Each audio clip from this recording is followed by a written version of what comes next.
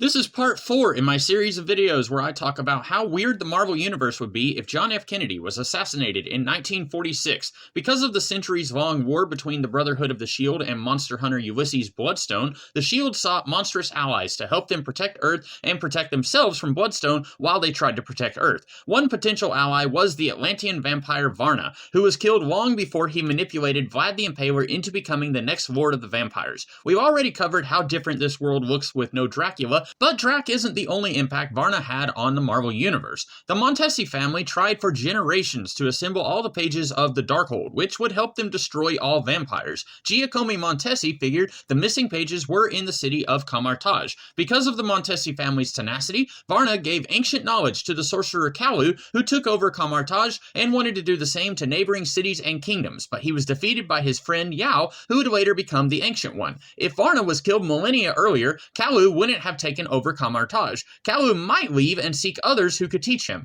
We've talked about when Yao and Kalu tried to eliminate disease in their homeland, and this backfired, and nearly everyone in Camartage died anyway. Yao said he upset the cosmic forces, which sounds like the people of Camartage were supposed to be wiped out by disease, and Yao and Kalu messed with the will of the higher forces. With no Varna giving Kalu a power boost, disease wipes out Camartage right on schedule, killing Yao, meaning he doesn't train Stephen Strange to become the Sorcerer Supreme. But all is not lost thanks to this guy, Merlin, who you may have heard of, a Sorcerer Supreme during the reign of King Arthur, about a millennium before the Ancient One dies in Camartage. Merlin's origins are complicated. This handbook says Merlin's own word can't be trusted on what did or didn't happen to him, but let's try and figure him out. Merlin told his daughter Roma he was from a parallel Earth, and after an encounter with his mentor Necrom and the Phoenix Force, Merlin mastered multiversal energies, founding Otherworld, a sort of nexus reality meant to protect other realities. This handbook says Otherworld was founded by Merlin's father, but we're also told Otherworld is a collection of interdimensional kingdoms.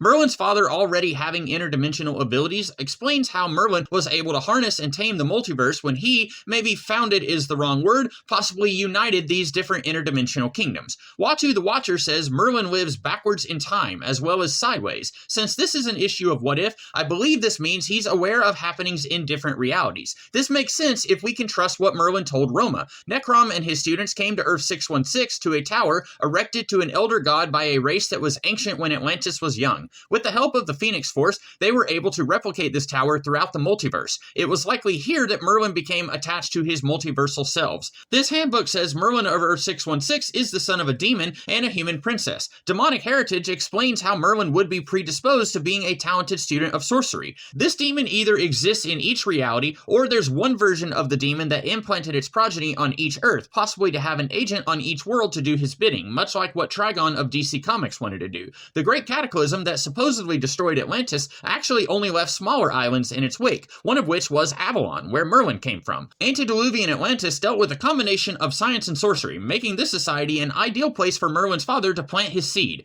Not as convoluted or impossible to consolidate as I would have thought. The only thing that doesn't really work, this handbook says Roma, Merlin's daughter, is 4 billion years old, when even these handbooks say Merlin was born within human history, so I don't buy Roma is that old. At best, I'd say she has to have been born after the reign of King Arthur, but that is neither here nor there. Merlin of Otherworld knows how important Yao is, from watching him from across the multiverse. As much of a turd as Merlin can be, he doesn't want even one Earth to go to Hades in a handbasket, so his Earth 616 counterpart is standing by to do what Yao would have done had he survived, like combating potentially world-ending crises. While Merlin was Sorcerer Supreme in the Dark Ages, he likely doesn't want to draw too much attention to himself by taking on that role again, and his modus operandi is to manipulate others to protect this realm for him. Enter Kalu. Merlin has a bit of a history of taking troubled individuals under his wing. Morgan Le Fay, this guy from his time at Camelot, he wanted Modred the Mystic, who preferred studying the Darkhold to working with Merlin. You can read this as Merlin is nearly omniscient and knows they have some part to play in the grand plan, even if they'll do some evil stuff until then, or Merlin, a real piece of work himself, sees himself in these dark souls and thinks maybe he can guide them toward the right path. It should say something that, even with all his powers and knowledge, he's not able to do that. Or a third option, much like the Ancient One when Stephen Strange first met him, he wants to keep an eye on his students so he can thwart their attempts at the dark arts. So it is perfectly in character for Merlin to train Kalu, and for what it's worth, this handbook says Kalu was only corrupted after he encountered Varna, and initially, his intentions regarding Kamar-Taj were pure. Perhaps Merlin recognizes a potential darkness and wants to keep Kalu from going in that direction. And much as this version of Merlin would prefer to stick with his new student, that's not always possible. This handbook says sometimes different versions of Merlin might act against the wishes of the Merlin who built or subsumed Otherworld, and that's the case here. Merlin is a half-demon, and even keeping in the shadows, he's likely to attract the attention of the Brotherhood of the Shield and Ulysses Bloodstone. This war puts Merlin in an awkward spot. On the one hand, he probably approves of what the Shield is doing, as that's less saving the world that he has to do. On the other hand, he isn't opposed to Bloodstone hunting monsters, as some of them need to be killed. Some of them might even be his kin, and he knows how dangerous his brethren can be. Merlin would likely become a sort of third party in this war between Bloodstone and the Shield. He'd try to guide Bloodstone toward the monsters who actually pose a threat to Earth, which might be difficult since by now, Bloodstone has already gotten wise to Selene misusing him for her own ends, so Bloodstone won't be easily manipulated again. And Merlin will try to distract the Shield when he may have to do something dirty for the good of the multiverse. He knows it needs to be done, but someone not as in tune with the needs of the multiverse may not see it that way, so Merlin won't be spending as much time keeping an eye on Kalu as he'd like. But something unexpected happens. Kalu falls in love, and worse, he has a kid. Strictly speaking, not against the rules for the Sorcerer Supreme, but Merlin doesn't like it because this might distract Kalu from his duties. Who's the lucky lady? Well, I may be playing with the timeline a little here, but Nico Minoru's ancestor Tokiko. We don't know exactly when Tokiko Minoru lived. The Staff of One tells Nico it might have been 300 years ago, which probably works within the lifetime of Kalu. Yao apparently needed a special cup to live as long as he did, but we know Doctor Strange lived at least 1,000 years into the future, so maybe some sorcerers can extend their life a little bit while others need a little outside help. Either way, Kalu probably lived long enough to meet Tokiko Minoru, either because Merlin wanted a disciple who can protect Earth for the long haul, or Kalu is still a little power hungry and sought extended life on his own.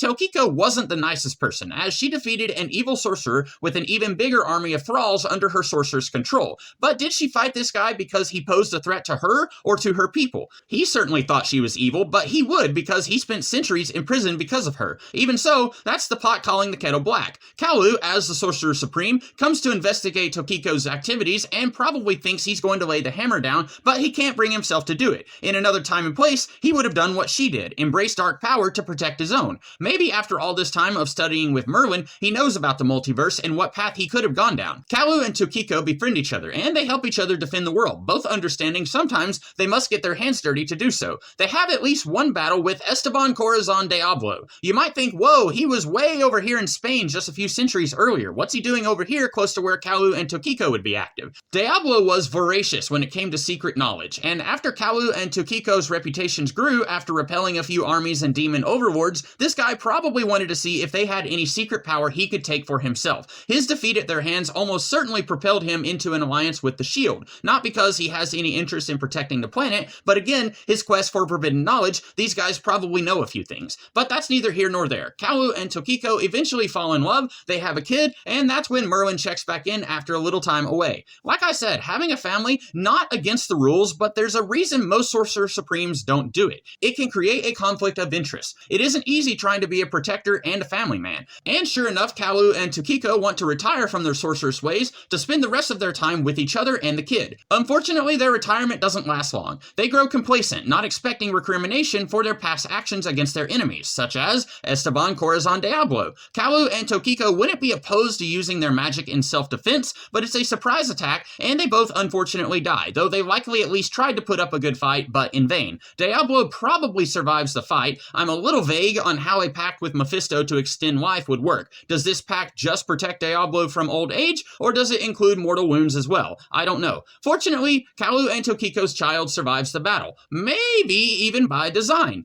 I won't say Merlin sent Diablo to kill his former disciple. That's up to you to decide. I will say Merlin is well known for manipulating others to suit his own whims. He was at least tangentially involved with the Brotherhood of the Shield, as was Diablo, and surely someone had to tell Diablo that Kalu and Tokiko would be sitting ducks ready for another attack. If Watu is correct, Merlin lives backwards, not as far as I know Benjamin Button style, but he knows the future at any rate. So even Even if he didn't orchestrate this attack, he knew it was coming and did little to prevent it. And why would he? He can now raise, or more likely his daughter Roma can now raise the kid, and she'll be trained in the Starlight Citadel to use the Staff of One to act not just in this world, but across the multiverse as Merlin dictates. She and her descendants will be much more equipped to handle the bigger threats than someone Merlin would have to train from the ground up. Unfortunately, this divergence of the Minoru family line does mean Nico doesn't exist in this world. Sorry, Runaways fans. But we've already seen the Gaborum killed off by Bloodstone and the Shield, so we weren't going to have any Runaways in this world anyway. The new holder of the Staff of One is willing and able to be Merlin's agent across the multiverse, until she somehow discovers he was complicit in the death of her parents. Did Roma let this slip? She is willing to act against Merlin on occasion, so maybe, but even someone with a staff that can make Dormammu tremble, can they kill Merlin in revenge? I don't really know. Betsy Braddock recently killed Merlin, but she even admitted it wouldn't be very permanent, so I don't know if he can die, especially if every version in the multiverse is linked.